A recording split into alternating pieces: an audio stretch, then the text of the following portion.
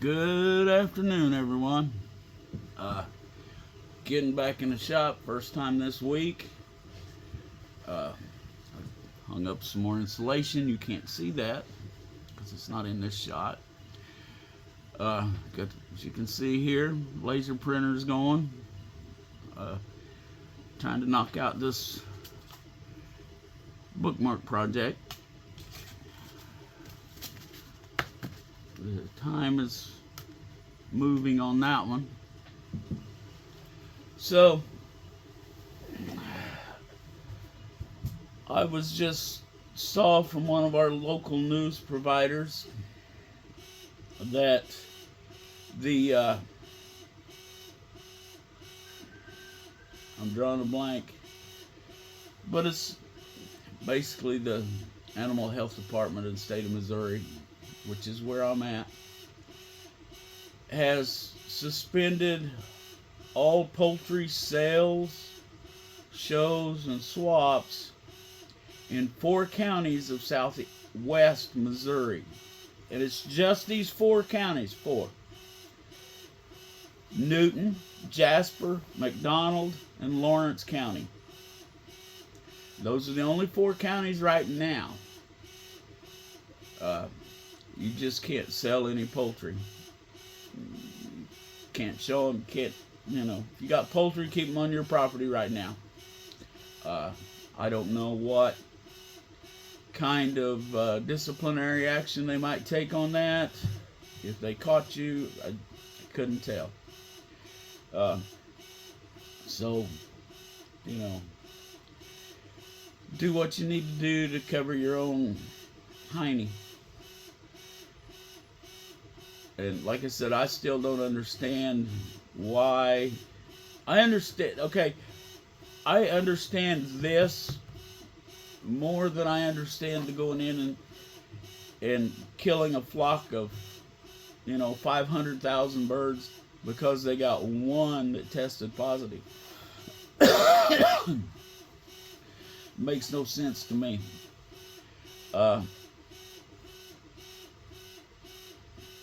They say this is highly contagious. I don't know. I mean, I don't know. We're so concerned with preventative measures that we seem to forget the best preventative measure, which is herd mentality. Of course, I'm not a biologist. I'm not a virologist. I'm not any kind of ologist. Unless maybe it's an opinionologist, because I have opinions. If you've been around a while, you've heard them. But anyway, it just seems like instead of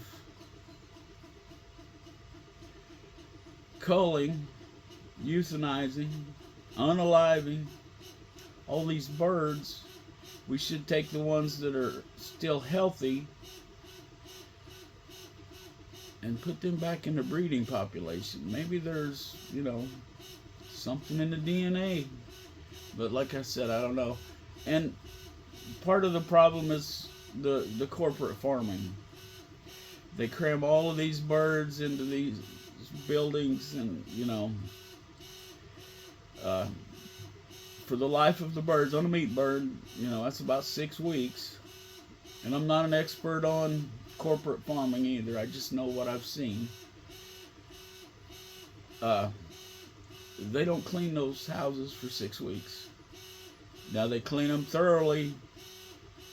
Once that flock is in, they get a flock of chickens. I don't know what size they are. I don't, like I said, I don't know the specifics of corporate poultry farming, but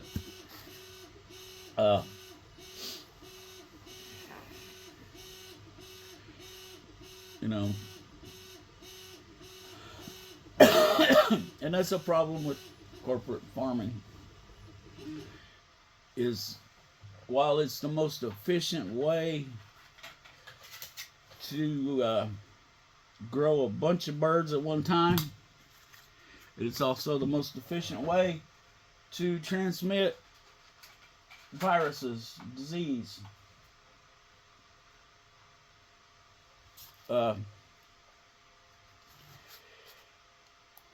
Excuse me here a second. I'm trying to do 2 or 3 things at once. Right now I'm making sure that my bookmark is squared up with the laser.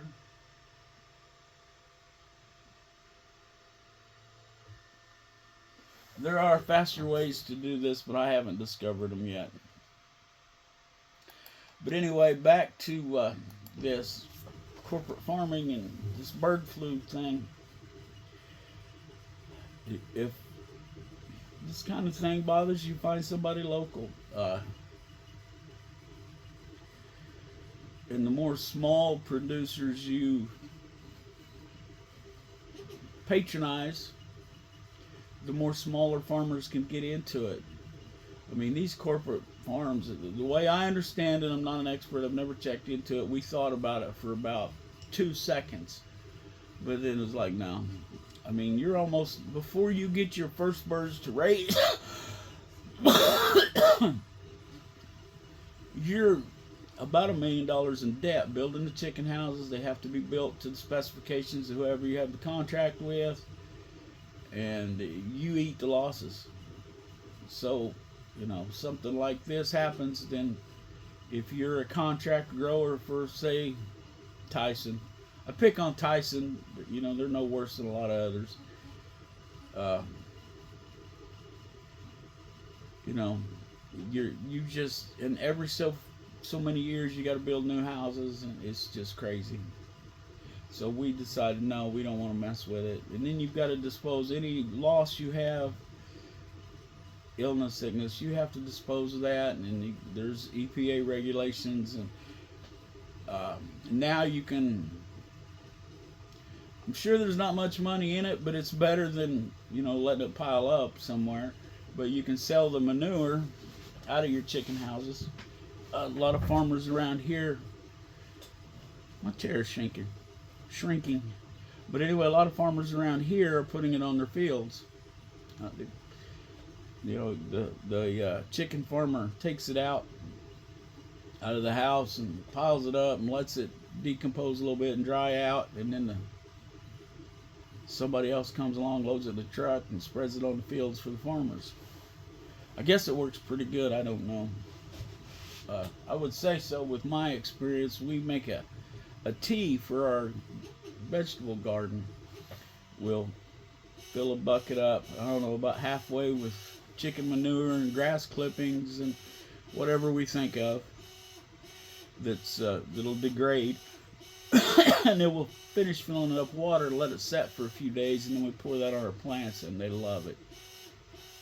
So there's another pro to owning your own chickens. And a lot of cities, okay, I'm jumping around here, but anyway, I mentioned on an earlier video about you might want to check into getting your own chickens, just, you know, biosecurity. But that's another thing, you know, you can use it for fertilizer on your vegetables. You got to be careful. It's I know I'm gonna say this wrong, and somebody's gonna nail me on it, and well, that's okay, because I'm telling you right now, I'm not sure, but it's I believe it's nitrogen. It's high in nitrogen and ammonia. Ammonia is the one I was trying to think of. Ammonia. Too much of it will burn your plants, and they won't like it. Gotta adjust my chair. So yeah, that's something to watch out for. My chair is broken. It leaks off on me. See how much higher I sat now? But yeah, there's that.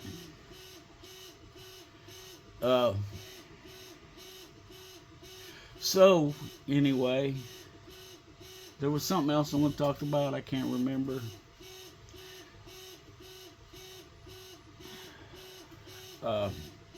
Trying to think here. Oh, I remember what it was. I bought these. You can't see what they are. They're in the package here. Now,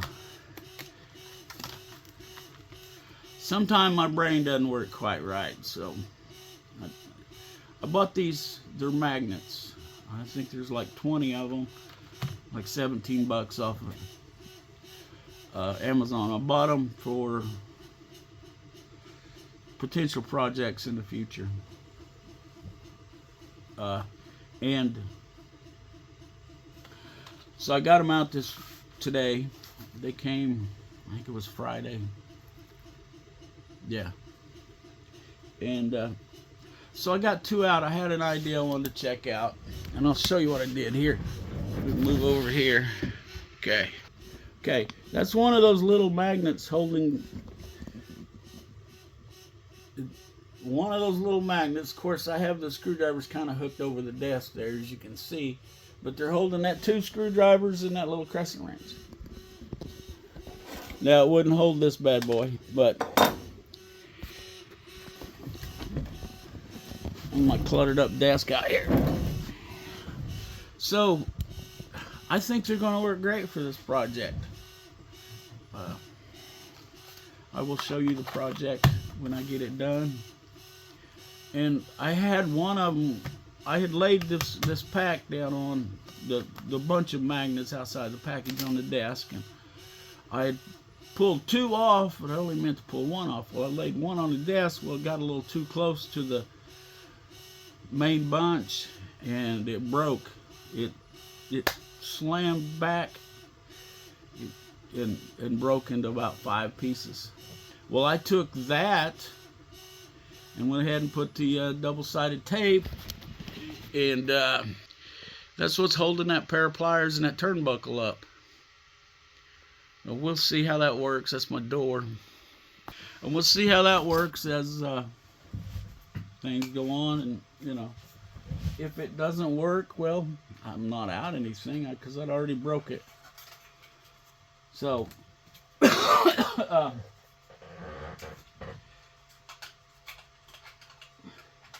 but I think I'm going to like those little magnets pretty well. I watched a YouTube video of somebody that made a project using magnets, but they used round magnets. And I thought, well, if you can find long magnets, then it would be better because you wouldn't have to be in a specific spot. So,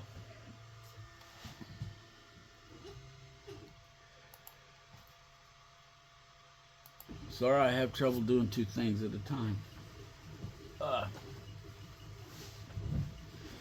So yeah, those are pretty good magnets. But the thing is I looked at them, and the measurements are in metric, and everything I do for the laser engraver here is in metric. It's just simpler. But I'm not real big on the metric system, so you know, you tell me 2 inches, I can kind of envision 2 inches. But you tell me 2 millimeters, and I'm lost. But I think these were 60 millimeters long. Oh yeah, they would be pretty long, but as you saw in the video, they're not that long. I mean, but I think they will work even better than what I was expecting because they're so small. Let's see, that's not very long. But they're strong little boogers. Man, they're hard to get apart. If you're not careful, they'll slam back together and break. So, yeah. Pay attention to what's going on with this bird flu stuff. If you buy and sell chickens, I'm a little concerned about it at this point. Just the fact that we were going to be buying some Cornish cross for meat, and not sure if we're going to be able to. we're still it's still a couple of months before we plan to do it anyway, but still, there's always that concern. But I don't know. I think if more people had their own backyard flock, this wouldn't be the issue that it is. I know quite a few years ago, I had somebody, had posted something on Facebook about my chickens or something, and somebody that was a friend of mine on Facebook, they were actually a relative of mine, oh, you got to be careful with them, and, blah, blah, blah. I watched the deal on PBS and said that, they make you sick, and I've been eating backyard chicken eggs the majority of my life. I grew up on them.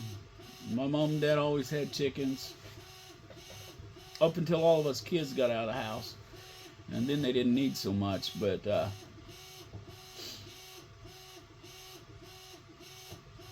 anyway, we never got sick. First of all, you got to keep your nesting boxes clean. And we don't wash our eggs a lot of times until we're ready to use them. Because I mentioned this I think it was the last video I put out. But we don't wash them until we're ready to use them. Or we're going to put them in the refrigerator to extend the life, But my mom and dad never refrigerated eggs when I was a kid. They're fresh eggs. They never refrigerated. Of course, we used a lot of eggs. So, but you wash them. The chickens put a bloom on there. And that's what I was referring to in the other video. So I don't need to go into that. Well, that bloom, they call it, keeps anything from penetrating that eggshell. And so if you're keeping your nest boxes clean, and you got to wash your hands after you mess with them, your chickens, you're all right. If your chickens look sick, take care of it. I mean, whatever you need to do. If that means culling, then that's what you got to do. Sometimes life is cruel. Mother Nature can be cruel. But anyway,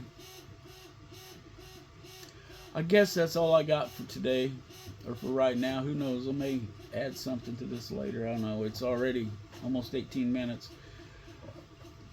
And I know much longer that I lose people. But I lose people anyway. Anyway, let's look out for each other. Let's help each other when we can. And do not forget to pray. Later.